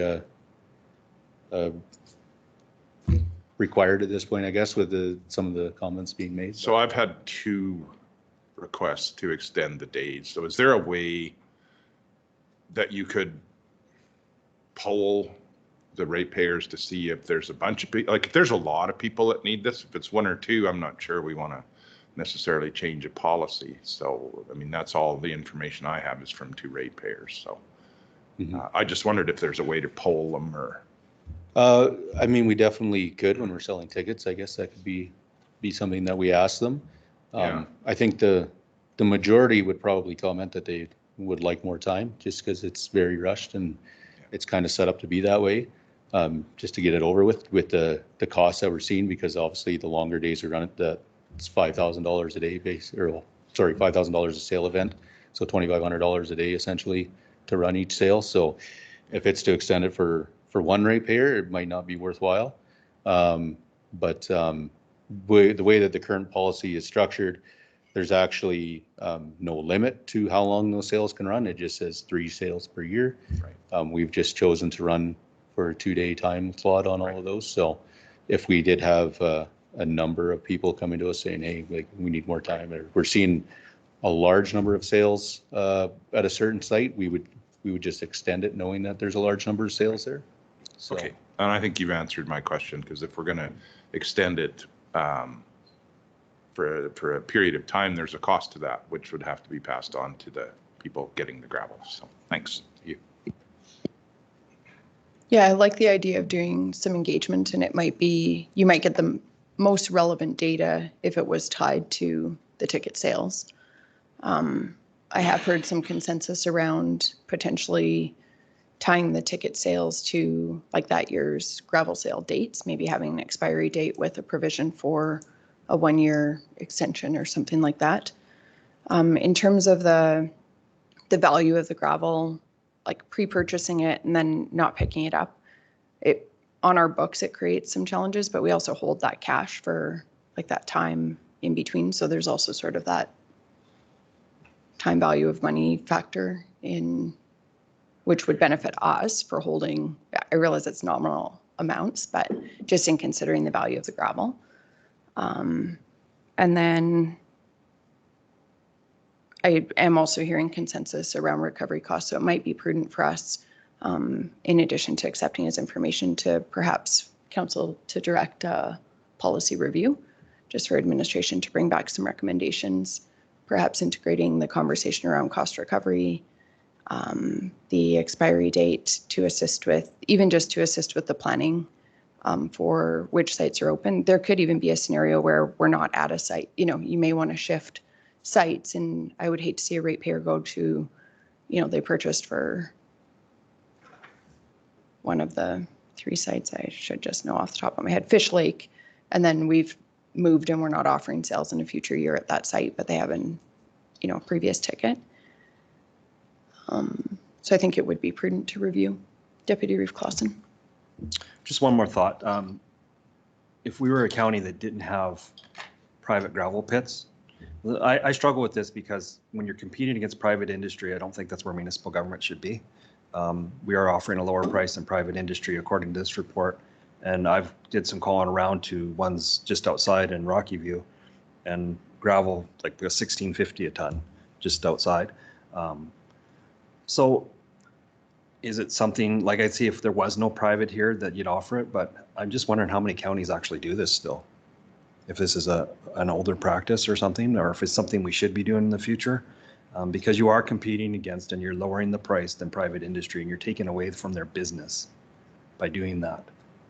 So we have some issues here that we've cleaned up for safety and whatnot, but those private industries have proper scales, proper staff, safety crews, the whole bit. I've been worked and hauled out of those bigger ones, and it is a big operation. That's what they're there for. They can take cash on site, they can take credit card on site, all that stuff. We're not in that business, and I think that's where staff have talked about before. We're not in that business. So it's just something I think we should really think about, because there is quite a few private operators around that offer sales. But I'll make the motion for staff to bring back a review of this policy based on discussions at a later date. Councillor Laprise. I was just thinking, so Cody was telling us about if we do a poll and ask users if they would like to have extended days, they're likely to say yes, of course they would like to have extended days. If we're not prepared to offer that, I don't think we should ask it. So I'm not sure that I would support that idea. I think we should make our own decision about how many days we're prepared to offer, because it does cost us some inefficiencies in our operations. And I just don't think we should pull something that we're not prepared to offer. I think that's a good point. We could do it like how we did with our budget software, where it's like a lever. So you could say we could add an additional day, but the cost of gravel would increase by X amount based on our costs to provide a third day or extended hours or something like that. So they're making a very informed decision in terms of what the impact would be. To Deputy Reeve Clausen's comments around competing with private industry, that certainly was a primary consideration as well when we made the amendments to how we approach this. One thing that I am cognizant of is gravel pits do have impacts, and our gravel operations do have impacts to landowners in the area. And we do try and balance our service levels with fiscal efficiencies. But if we were, prior to considering a change like that, if we do engage on timing for the sale, I wouldn't mind just maybe some engagement just on how valuable is this to you? And maybe just so again, it's informed engagement, maybe just a very brief explanation that, there is a nominal disruption to our operations that we have made efficiency, there are efficiencies that have been created within that system. And so those impacts are felt more now, and that those are the trade-offs to consider, but perhaps engage with the folks that are picking up the tickets and just, whether it's a 5-point, this is extremely important, service that we provide, it's moderate, it's low, and then at least that would help us gauge how the level of importance that people perceive this to be. Might be good before we contemplate a change. So perhaps, I don't know if you would consider a friendly amendment, but perhaps just if administration could bring a draft engagement back. Yeah, I just said as per discussion, so. Yeah. Just so we can review it and just so we know what's being asked. It's a really good point that Councillor LaPriest made. We don't, want to be asking something without people understanding the consequences of it. So any other questions or discussion? I'll call the question. Sorry, are we voting to accept the gravel sale? Oh, no. Councillor Clausen made a motion to direct administration to bring a policy review back. Thank you.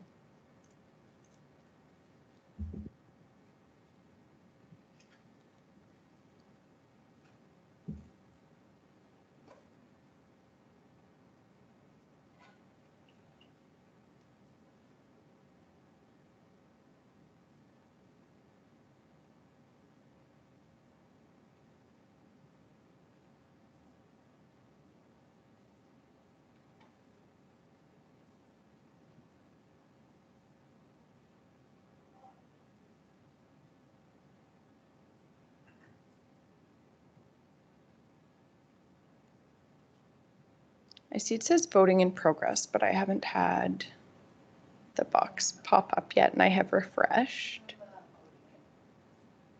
Okay. Oh, perfect. Thank you. As you're all waiting. Motion is carried. And perhaps a second motion to accept the gravel sales report as information. Councillor Baker. I'll move that council accept the gravel sales report as information. Thank you, Councillor Bigger. Any further question or discussion? I'll call the question.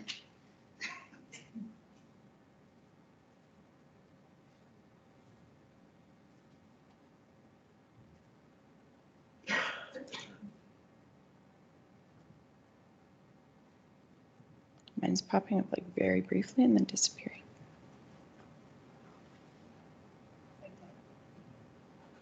It's just like popping up and then disappearing.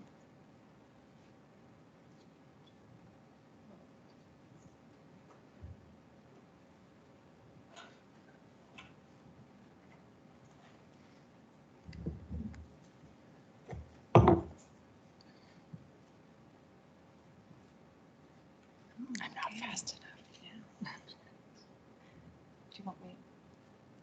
I don't even know what to do there. I'm gonna record.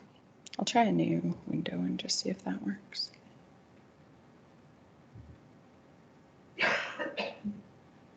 Did it work for you?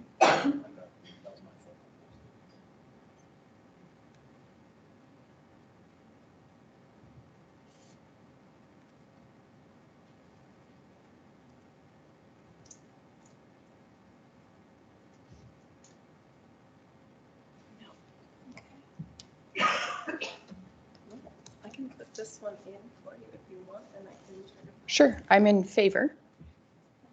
It's like flashing, but there's no, you'd have to be Superman to do it fast enough. Motion is carried. Let's move to agenda item 4.43.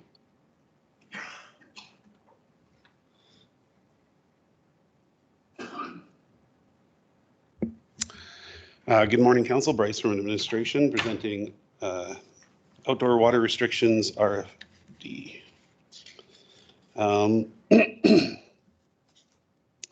Recently, the county has received multiple letters and correspondence from Alberta Environment regarding a potential drought conditions predicted for 2024. As part of these letters, one of the requirements for the county and other municipalities is develop a water shortage plan. In the county's current water and sewage services bylaw, there are provisions that allow us to put a water restriction or outdoor water restrictions in place for non-essential uses of county supplied potable water. What we're bringing forward today is potential guidelines for conversation here for council's consideration.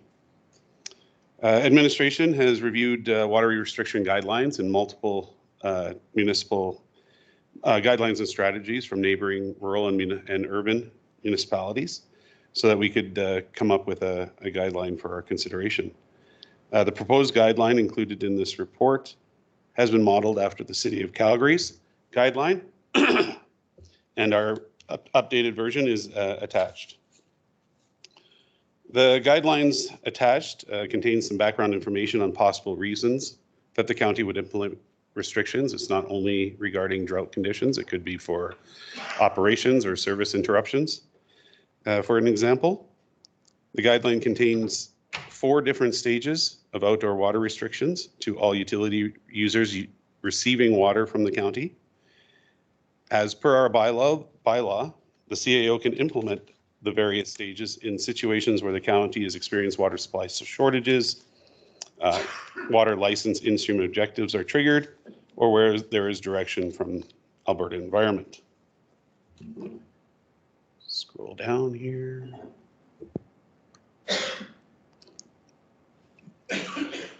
So I just, before we get into the guidelines, I just want to thank the City of Calgary for some representative from the City of Calgary for providing some quick responses and support as we were looking at this document, as well as communications for updating the document that you see before you.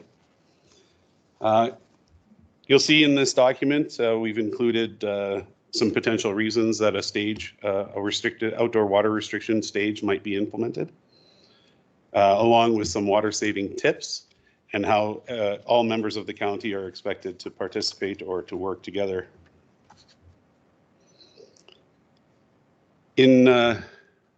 Scroll down to the second page. In the second page are the 4 stages of the actual restrictions, depending on, and then a list of outdoor water uses where, and whether or not that particular use is allowed or not allowed during each stage of restriction.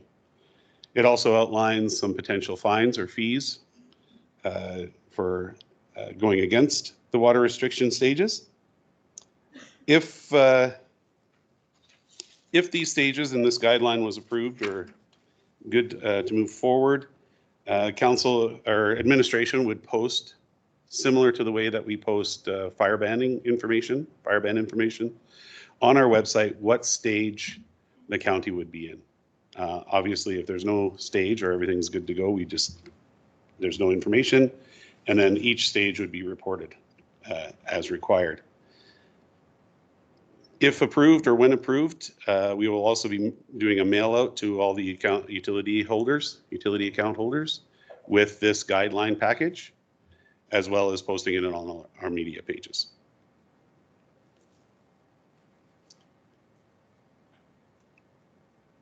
That is the bulk of the report, and we are available for any questions. Thank you. Any questions regarding the recommendation?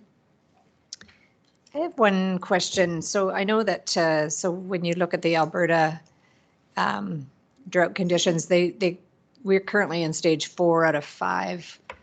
Should we align our stages to their stages so that it kind of makes sense, or can you comment on that?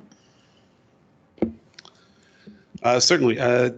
Upon our review of neighboring municipalities, most municipalities do not align their stages with Alberta Environment. Their stages are much, I'll say they're higher level considerations. They look at a broader aspect of the environment, whereas our stages are specific to outdoor water use within the municipality. So I wouldn't suggest that we'd be able to align with theirs necessarily. This is more of a response to their stages. Deputy Reeve Clausen. Thanks for the presentation. This is definitely needed in the future. Is there differentiation between, like, I know some of our hamlets have their own wells and things like that? Because you can't, in my opinion, if someone has their own well, that's their problem if they drain it. Through the chair, these guidelines are strictly for anyone who receives water from the county. This has no impact to anyone that has a private cistern or a private well. This would only impact residents that take water from the county. So that is indicated in kind of that first paragraph, but it might be good just to make that almost like a subheading, just so that it's very clear if somebody just picks it up and reads outdoor water restrictions. If we could maybe just make it very clear that this is applicable to Wheatland County utility users. I do want to thank you specifically for encouraging the use of rainwater collection and reuse. I think we'll have ratepayers who are very pleased to see that indicated very clearly. And as well, I'm really grateful that you integrated in the fruit and vegetable gardens for food security. I like seeing that there would be an exception for essential business services or business reasons. I do have a question about water use for construction under stage 4. And I'm just concerned what will be the impact to construction from a couple of different angles. Like, obviously, if we're not using water for dust suppression, there could be trade-off for potential health impacts due to air quality. But then I'm also concerned if there were a DP that had a condition for dust suppression, how is the intersection of those two going to be handled? Because it looks like we're acknowledging we don't want to interrupt business, but some business will require construction. So would we either be relaxing the conditions, or would there be an exception where it's a condition for a development permit? Through the chair, that specific item has not been detailed on how it would be responded, but based on our understanding of other municipalities, as water would not be available and there would be no way for that construction person to get it, then the DP would know, the condition of the DP wouldn't be able to, they wouldn't be able to meet that condition. And I would also highlight that stage 4 is, if we're at stage 4, there might be more concerns or bigger problems, and I don't believe that we would be enforcing DP conditions if somebody was still working on those. But I can. Do you have anything further? No, I think that's about it. So, just to follow up, that's great to hear. Legislatively, what would we need to clean up? Is there somewhere we could, like, say that very clearly, that if, I don't know if it necessarily applies to this document, but is there somewhere else that we need to, like, create that exception for a development permit condition? Because typically we would not relax DP conditions.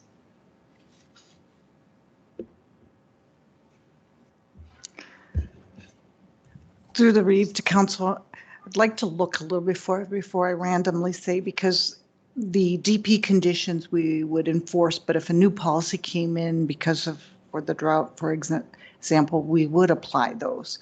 But in this situation, as Mr. Mackin had said, there is no water available at the time that would create the problems, because we've talked about interim solutions for water that's needed during construction when the actual water's not there. So there are other ways that we would work around it and try to find solutions. So as far as new policies or other ways for exceptions, I would have to look through what we have in place first before I can comment. So depending on council's direction, I'm fine, like, considering approving these today, but I wouldn't mind also just a secondary direction to administration to bring something back just in how we would address that consideration. Deputy Reeve Clausen. Just thinking with the discussion here, there isn't really anything in here about bulk water sales, which would encapsulate some of the large users. And if you direct, I've seen it in other municipalities where you start restricting water use and they start going to bulk water sales, but it's still impacting the system, in fact, even more, because it is treated water. That is something I think we should have in that restriction as well. It's maybe level 4 at the extreme. It has to shut off or something because they will go there. And then with the discussion about the dust control, just thinking another municipality I was just talking to the other day, they had that problem in a site where they're pulling hydrant water off, and what they're trying to do is stop that from happening. I believe this is from the distribution system. So then that same customer could still possibly go to WID and get a permit if it's available and pull it like we do. And because dust control can be any kind of water except for wastewater at the moment. So that's kind of puts it on them to do it. But you really don't want to use treated water for dust control feed because it's expensive water, like especially in a drought, like you need it for consumption. That's what it's designed to do, is for human consumption, not for your green grass, not for all that accessory stuff. It's just, that's the whole idea behind it, so. Yeah, and I guess that's an excellent point. It's highly unlikely it would be a utility user applying water control. So I guess that, yeah, excellent point. Councillor Kester. In regards to bulk water sales, I would say the vast majority of bulk water sales is for farming operations, spraying season. I think we have to be cognizant. The window for applying chemical is very small, and the water quality concerns is very high. So we've got to take that into consideration too. Especially if you're thinking of going to the WID and getting a permit, most of the water sales come off of WID irrigation, which we treat and put back into. Through the chair, just to comment on bulk water sales. So we don't include bulk water sales as part of this guideline because this is strictly for outdoor water use. If there were any restrictions on bulk water sales, that would just be covered under the fact that we run it. So if we have any reason or necessity to close bulk water sales for any reason, that would be a different operational decision at the time. So yes, we do monitor that and we are aware of it, but if anybody's pulling bulk water and we can still offer it and somebody's pulling it, if they use it to wash their car, this still counts. If they use it for business purposes or agricultural purposes, then the guidelines wouldn't be applicable. But yeah, the bulk water station would fall under a different program or different operational decision, just to clarify. So I guess just to close the loop on that, it might be good to develop like an ancillary policy for bulk water sales that similar guidelines to this would apply, where we would limit bulk water sale usage to essential uses like agriculture or that type of thing to ensure that supply. Not strictly agriculture, but to more essential use. So it's not being used to wash cars or to water lawns or that type of use. So it's reserved for the most critical uses.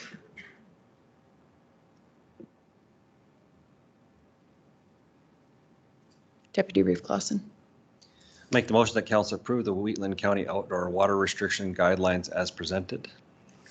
Thank you, Deputy Reeve Clausen. Any further discussion? Just wrapping sort of, we don't have any bulk water sales that is on a WRC line though, do we?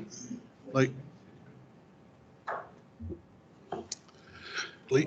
that's WRC, is it not? Like, do we sell any water that's not WRC? Like, we don't have a bulk water plant out at Carsland. Oh, you're right. Through the chair, so we do have a bulk water station in Gleason. Gleason is supplied through the WRC transmission line, but the water that we sell is county-owned water. It is post the transfer of water, if I explain that properly, the point of ownership. We have to develop a WRC policy on this. Right. It is supplied through our through the reservoir in Gleason. That is not part of the WRC system. Thank you. Any further discussion? call the question.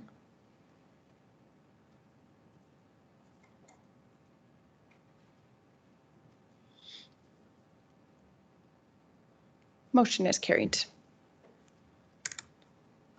We'll move to agenda item 5.1. We just have one piece of correspondence, and it is probably my most exciting page of the package to look at today. A letter from Minister McIver indicating that we will be receiving $1,048,125 from the Alberta Community Partnership Strategic Initiatives Grant Program for Lyalta Wastewater Lagoon and Force Main Detailed Design Engineering. So that grant will cover approximately 75% of the estimated eligible project cost to do that engineering. So this is it's an exciting first step in getting that wastewater treatment for that community. Perhaps a motion to accept as information, and I wouldn't mind just a small addendum just to perhaps send a letter to the minister thanking him for the grant. I'd happily make the motion to accept his information. I thought you might. And to send a thank you letter to the Municipal Affairs Minister for supporting the project. This has probably been, if I got $1 for every time I got asked the question about this, I'd be a very rich man. Ever since I first got elected, it's been was an issue prior to. So it'd be great to see it resolved. And perhaps just a letter to the Minister of Transportation as well for forwarding it, because I do feel like they went above and beyond to find funding that would be available. So if you would be open to that amendment. Absolutely. So to the Minister of Municipal Affairs as well as to the Minister of Transportation and Economic Corridors. Any questions or discussion on the motion? I'll call the question. You bet. Take your time.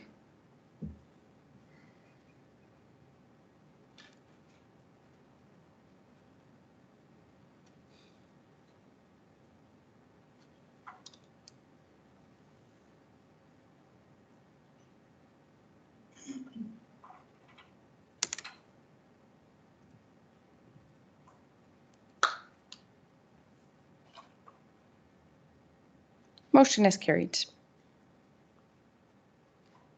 I'll now move us into closed session to address the matters in the agenda. You bet. Let's just move into closed and then we can recess just briefly, just so we don't have to call everybody back and then move. So we'll move into closed session. I'll call the question.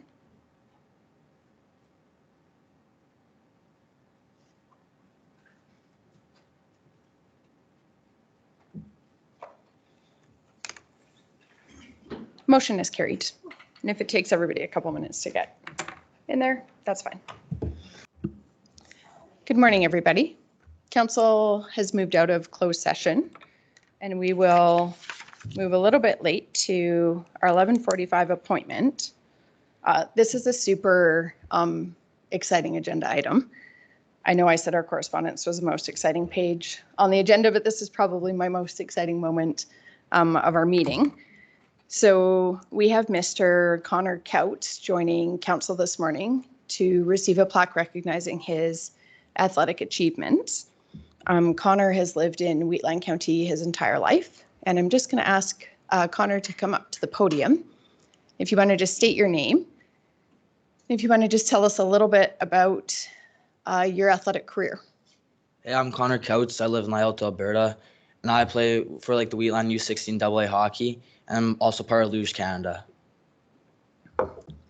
So Connor, do you want to tell us a little bit more about how were you selected for Luge Canada? It was I signed up for RBC Training Ground, and then you just go through testing and events, and I was selected through testings.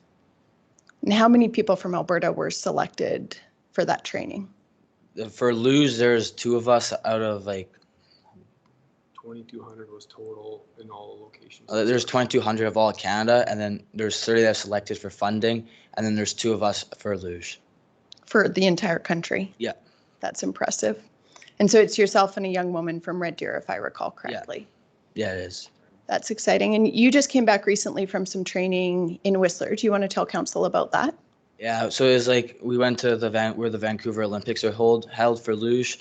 It was in Whistler, and then we just went down the track and got experience. It was pretty fun. That's fantastic. I saw some photos of your training and it looked very exciting. Yeah, it was very fun. And so what are your aspirations? Where do you see that this could go? Well, I would hope to make the Olympics one day and then train and work hard for it. I hope that you do too. We can't wait to cheer on a Wheatland County resident at the next Olympics. Yeah, thank you. Thank you for being here. Thank you for having me. Thank you, Connor. We do have a plaque. Perhaps we could just recess council and we could do a plaque presentation, all of council. Absolutely, I do, Tom. So council will break. Let's reconvene at 12:45 to finish up our agenda. Thanks, everybody. Good afternoon. We'll call the meeting back to order. Our final business of the day is a motion arising from closed session regarding the disclosure harmful to economic and other interests of the public body. Oh, no, sorry. Wheatland Regional Corporation Annual General Meeting agenda items. I think we had a recommended motion from administration. I'll move that council nominates, constitutes, and appoints Scott Clausen, or in the absence of Scott Clausen, Tom Eichert, as Wheatland County's representative and/or proxy holder with full power and authority to attend, vote, and otherwise act for Wheatland County in Wheatland County's name and behalf at the Wheatland Regional Corporation's annual general meeting to be held at the Wheatland County main office building on the 17th day of April 2024, and at any and all adjournments thereof with full power of substitution. Further, that council authorizes the Reeve and the Chief Administrative Officer to sign a proxy statement granting in writing the shareholder proxy stated within this resolution. Thank you, Councillor Laprise. Any questions or discussion on the motion? I'll call the question.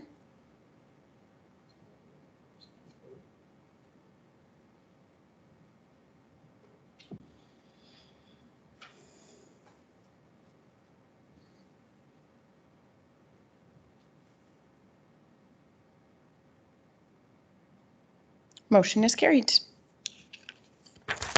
And I believe that brings us to the conclusion of our agenda. Meeting is adjourned. Thanks, everybody.